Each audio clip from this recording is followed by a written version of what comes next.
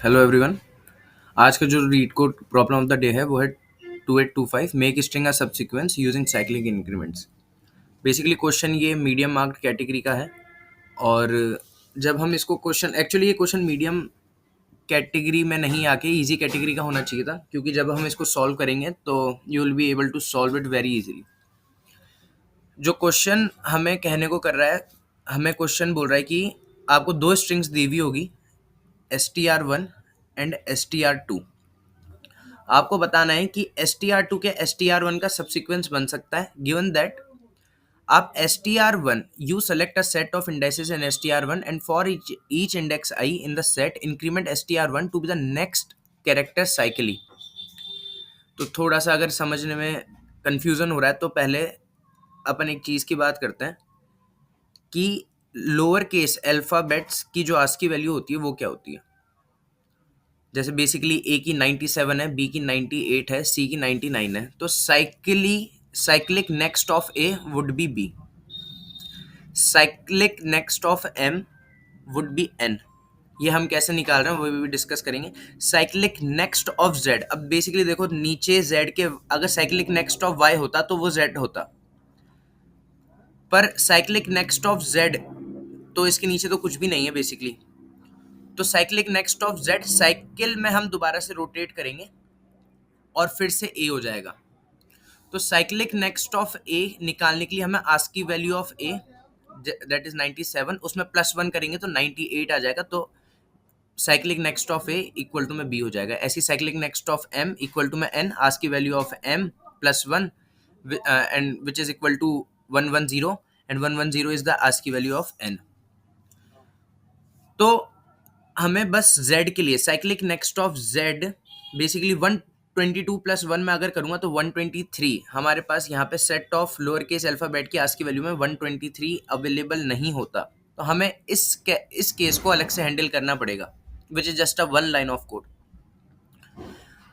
अब अगर आपको ये समझ आ गया है कि लोअर केस कैरेक्टर की आस्की वैल्यू 97 से रेंज करती है 122, आउट ऑफ विच हमें z का केस स्पेशली हैंडल करना पड़ेगा, क्योंकि z के लिए हम जब नेक्स्ट साइक्लिक कैरेक्टर देखेंगे that is 122 +1 next character for z, it will come out to be 123 and 123 हमारे पास यहाँ पे किसी करस्पॉन्डिंग कैरेक्टर की वैल्यू नहीं है, तो this case will be handled separately. Next बात करते हैं हम इसको क्वेश्चन को हैंडल कैसे करेंगे।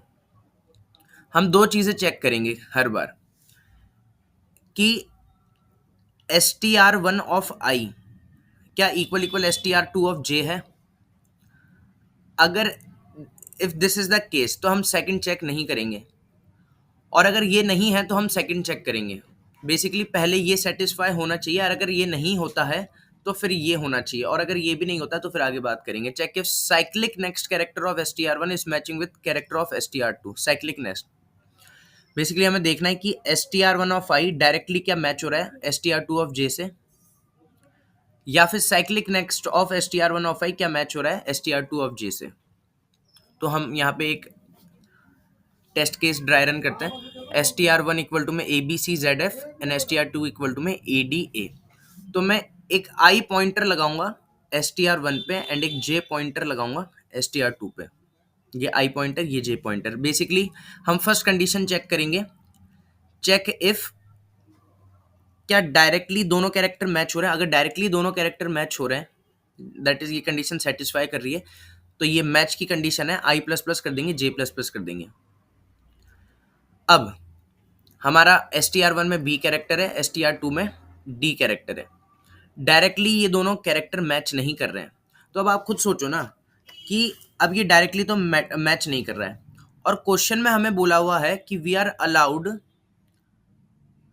For each index i in the set increment str of i to the next character cycling. अब आप ये सोचो कि क्योंकि b और d मैच नहीं हो रहे हैं, directly they are not matching, that's why यहाँ पे क्रॉस लगाया मैंने। तो क्या इसका साइक्लिक कैरेक्टर मैच हो सकता है डी के साथ, वो भी चेक कर लेते हैं। Cyclic next of str1 of i equal str of j, नहीं, क्योंकि साइक्लिक नेक्स्ट ऑफ b होता है c और str ऑफ j में है d, which is not equal to. तो हम क्या करेंगे बेसिकली, अब यहाँ पे थोड़ा सा एक बार ध्यान देना, बेसिकली हम क्या करेंगे, हम आई को प्लस प्लस करेंगे, क्यों? Because we want S T R two be the subsequence of S T R one. तो मेरे को every character of S T R two must be scan और present in S T R one. तो जब तक ये character की matching नहीं हो जाती इधर डायरेक्टली और साइकिलिकली, तो मैं जब तक जे को प्लस प्लस नहीं करूंगा, मैं वन आई को प्लस प्लस करूंगा। अब तो हम जैसे ही आई को प्लस प्लस करेंगे तो आई यहाँ पे आई सेकंड इंडेक्स पे आ गया S T R of S T R one, और एस टी आर टू में जे को हमने प्लस प्लस नहीं किया, दैट्स वाई वो यहीं पर रह गया। अब हम चेक करेंगे दोबारा दोनों सेम कंडीशन, क्या S T R one of I S T R two of J के इक्वल है, दैट इज वो डायरेक्टली क्या मैचिंग हो रही है उनमें, नहीं हो रही है। पर एक्चुअली अब ये नहीं हो रही है तो हम चेक करेंगे क्या इसका साइक्लिक नेक्स्ट कैरेक्टर क्या डी से मैच हो पाएगा, और हो पाएगा क्योंकि सी का साइक्लिक नेक्स्ट होता है D. Cyclic next of S T R of I equal equal S T R of J, तो cyclic next of C equal to D which is equal equal to D. अब क्योंकि ये दोनों character match हो चुके हैं तो हम आई प्लस प्लस भी करेंगे और जे प्लस प्लस भी करेंगे। अगली बार हम आ जाएंगे Z पे और A पे, हम कोशिश करेंगे कि ये डायरेक्टली मैच हो जाए दोनों character, but Z not equal to A आएगा। नेक्स्ट हम चेक करेंगे क्या साइक्लिक ऑफ Z क्या A से मैच हो जाएगा, हाँ, क्योंकि मैंने ये बताया था कि cyclic next of Z equal to में A है which is equal equal A। अब वो कैसे हैंडल करेंगे कि हम साइक्लिक नेक्स्ट ऑफ Z कैसे लेके आएंगे वो अभी कोड में देखेंगे, बहुत एक लाइन का उसका स्टेटमेंट होगा। तो आई प्लस प्लस कर देंगे और जे प्लस प्लस, क्यों? Because they are matching. Okay, अब जैसे ही मैं आई प्लस प्लस करूंगा तो आई एफ पे आ जाएगा और जे आउट ऑफ बाउंड हो जाएगा। तो यहाँ पे मैंने एक नोट लिख रखा है, S T R two is fully scanned in S T R one S J greater than equal to में S T R two dot length, so S T R two is a subsequence in S T R one. Basically जब हम जे को, अब आप सोचो खुद कि हम जे को कब इंक्रीमेंट कर रहे थे, हम जे प्लस प्लस कब कर रहे थे, ओनली इन मैच कंडीशन। अब मैच या तो वो डायरेक्टली हो जाए या फिर वो साइक्लिक मैच हो जाए, पर हम जे प्लस प्लस तो सिर्फ मैच की कंडीशन में ही कर रहे थे ना। तो जे अगर एंड तक पहुंचा है तो इसका मतलब तो ये है कि इसके सारे कैरेक्टर मैच हो चुके हैं with some of the character in order in of S T R one. Okay, basically ये वाला ए जो था, ये वाला ए इससे मैच हुआ था और ये वाला डी इससे मैच हुआ था और ये वाला जेड इससे मैच हुआ था। क्योंकि हम जे, क्योंकि आप सोचो कि जे बाहर कैसे जाएगा, बाहर तो जब ही गया होगा ना जब सारे character of S T R two match हो गए होंगे, और मैच या तो डायरेक्टली हो गए होंगे या फिर साइक्लिक मैच हुआ होगा। तो अगर जे आउट ऑफ बाउंड जा चुका है मतलब सारे character of S T R two match हो चुके हैं with some of the character in S T R one, तो S T R two is will definitely be a subsequence in S T R one. Okay, so यहाँ पे अब मेरे एक बात सुनना कि यहाँ पे जो अपन को बोला था कि यू, यहाँ पे थोड़ा सा इंपॉर्टेंट है कि you select a set of indices in S T R one. Okay, and for each index I in the set increment S T R one of I to the next character cyclically. तो वो set कौन सा बना है हमारे पास जो हमने S T R one में से कैरेक्टर हमने साइकिली नेक्स्ट हमने उनको रोटेट किया है। तो आप देखो हमने किस किस को रोटेट किया था, हमने आई थिंक सो सी को रोटेट किया था और आई थिंक सो हमने जेड को रोटेट किया था। तो सी जेड ही वो सेट ऑफ कैरेक्टर है जो हम सेलेक्ट करेंगे और जिनको अगर हम एक एक उनका साइकिली नेक्स्ट अगर हम उनका लिख दें उनकी जगह, बेसिकली अगर मैं ये कहना चाह रहा हूँ कि A B C Z F था, तो इन दोनों को अगर मैं नेक्स्ट कैरेक्टर ले आऊँ इनका ए बी, इसको दूसरे कलर से लिख देता हूँ, A B D A and F, और अब ए डी ए से अगर मैचिंग करूं तो देखो इससे ये कैरेक्टर मैच हो जाएगा, डी से डी कैरेक्टर मैच हो जाएगा और ए से ए कैरेक्टर मैच हो जाएगा. Now it will be the subsequence. str2 will be the subsequence in str1. पर हमें ये सेट ना तो प्रिंट करवाना है ना सेट का साइज बताना है. हमें बस ये बताना है कि क्या ऐसा एक सेट बना के या फिर क्या स्कैनिंग करके हम str2 को str1 में सबसिक्वेंस बना सकते हैं क्या. ठीक है. तो अभी हमने जो यहाँ पे अप्रोच फॉलो करी है कि हम पहले चेक करेंगे कि इधर डायरेक्ट मैचिंग इज हैपनिंग और नॉट. डायरेक्ट मैचिंग और ये साइक्लिक मैचिंग. देखो जिन जिन को मैं साइक्लिक नेक्स्ट लेके उनका फाइंड करूंगा, जिन जिन का मैं साइक्लिक नेक्स्ट फाइंड करूंगा वो ऑटोमेटिकली सेट का पार्ट बन जाएंगे. क्योंकि बेसिकली अगर वो साइक्लिक नेक्स्ट उनका अगर मैच कर रहा है तो वो उनका सेट का पार्ट बन जाएंगे. तो जो अभी अपन ने ऊपर फॉलो किया है सेम वही कोड में अपन लिखेंगे. str1 पे idx1 लगाएंगे, str2 पे idx2 लगाएंगे जब तक कि दोनों वैलिड रेंज में है. अगर डायरेक्ट मैचिंग हो रही है दोनों कैरेक्टर की तो हम idx1 प्लस प्लस कर देंगे, idx2 प्लस प्लस कर देंगे. अगर डायरेक्ट मैचिंग नहीं हो रही है और अगर साइक्लिक मैचिंग हो रही है, cyclic next of str1 of i is matching with str2 of j, तो फिर भी अगेन हम बोलेंगे कि हाँ मैचिंग तो हो रही है. पर इस बार cyclic next of str1 of i से हो रही है, इधर डायरेक्ट मैचिंग हो रही है. और ना तो डायरेक्ट मैचिंग हो रही है और ना ही साइक्लिक मैचिंग हो रही है, तो फिर हम सिर्फ idx प्लस प्लस करेंगे. idx2 प्लस प्लस क्यों नहीं किया? क्योंकि हमें हर कैरेक्टर ऑफ str2 को मैच करवाना पड़ेगा to be the subsequence in str1. Okay. जब ये पूरा प्रोसेस वाइल लूप चल जाएगा तो मैं देखूंगा कि क्या idx2 str2 डॉट लेंथ हो चुका है. और कब होगा? जब सारे के सारे str2 ऑफ idx2 मैच हो जाएंगे.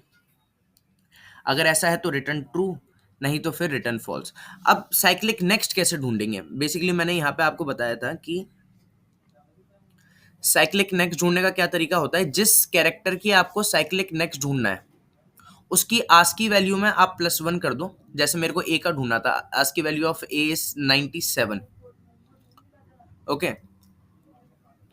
तो जैसे ही आप +1 करोगे तो उसके नेक्स्ट वाले का आ जाएगा तो 98. ओके. तो हमें सिर्फ अगर आस्की वैल्यू नेक्स्ट कैरेक्टर की अगर नेक्स्ट ch हमें चाहिए तो हम क्या करेंगे, ch +1 कर देंगे.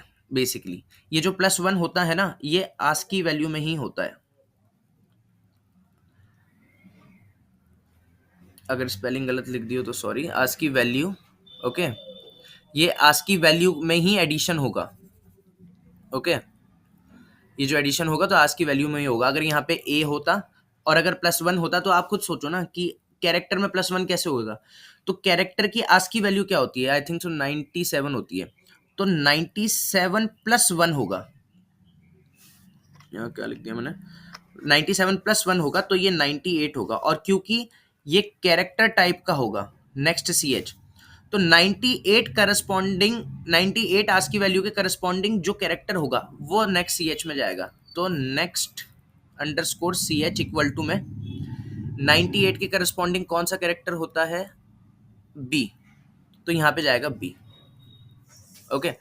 तो यहाँ पे हम नेक्स्ट कैसे देखेंगे किसी कैरेक्टर का नेक्स्ट साइक्लिक कैरेक्टर कौन सा है? हम बेसिकली ये देखेंगे कि z का तो हमें स्पेशली हैंडल करना पड़ेगा. बिकॉज z में अगर जब मैं ऐसे कराऊंगा कि next underscore ch equal to में z +1, ये इवेल्युएट कैसे होगा?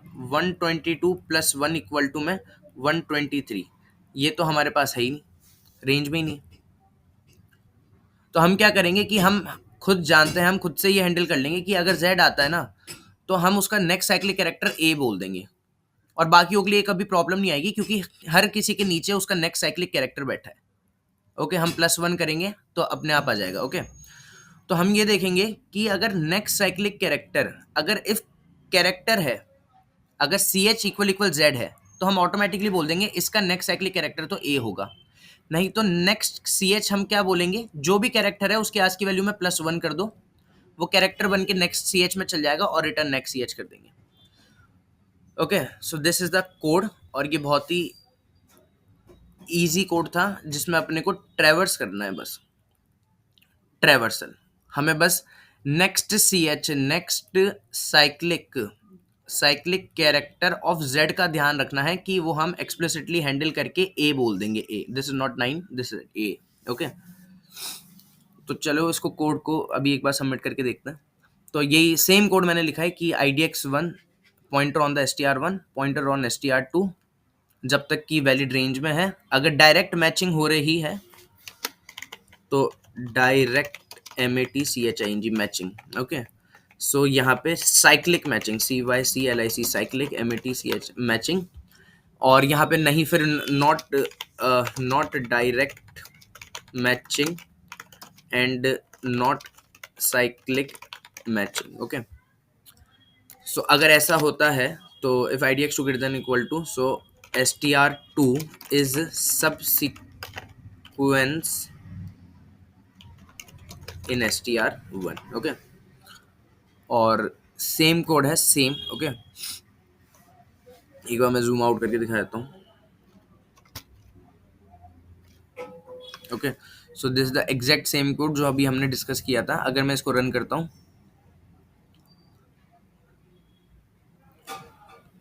तो yes, all the test cases are getting passed and yeah, so we solve the question again. अगर आपको एक्सप्लेनेशन समझ आया हो और अगर आपकी हेल्प हुई हो इस वीडियो ट्यूटोरियल से, तो please like, share and subscribe.